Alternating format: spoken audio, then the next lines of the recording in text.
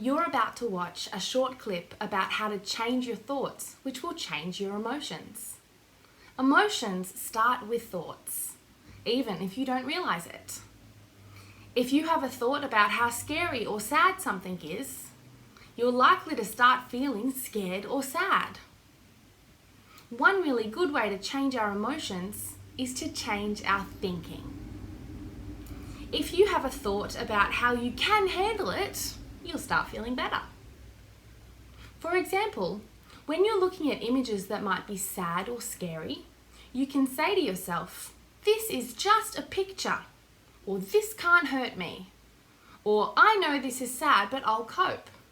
And your feelings won't be as big or as sad. Why don't you try it?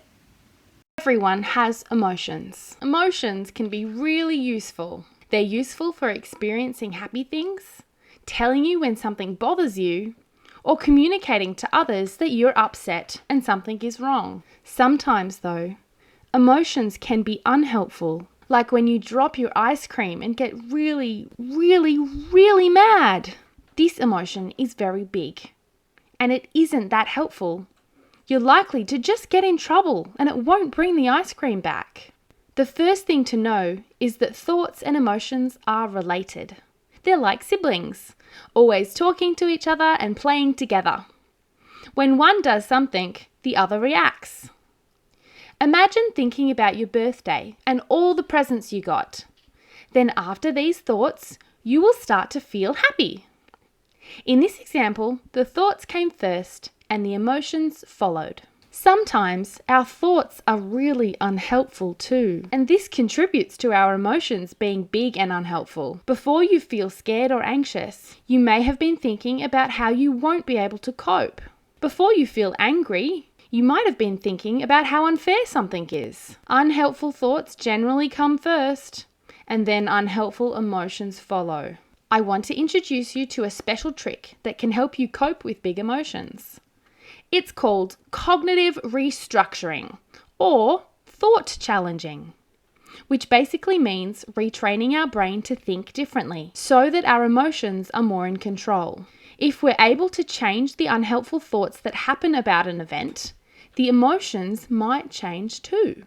Seeing as thoughts and emotions are related, we can change our emotions by changing our thoughts. Basically, changing the way we think about something changes the way we feel about it. For example, if you see a spider and think, "Oh my goodness, that spider is going to get me and I'm going to die," you'll feel scared and anxious, and your heart will start beating fast. If when you see the spider you think, "There's a spider over there, I'm all the way over here, and it's a lot smaller than me. It's probably more scared of me than I am of it," you'll probably feel calmer and less worried.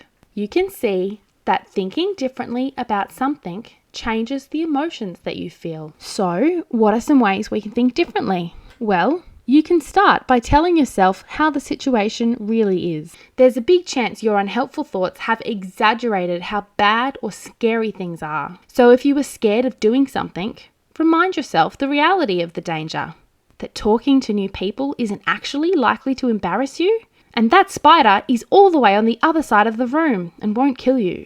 This could also be reminding yourself that it's just a movie, or it's just a photo and it can't hurt you.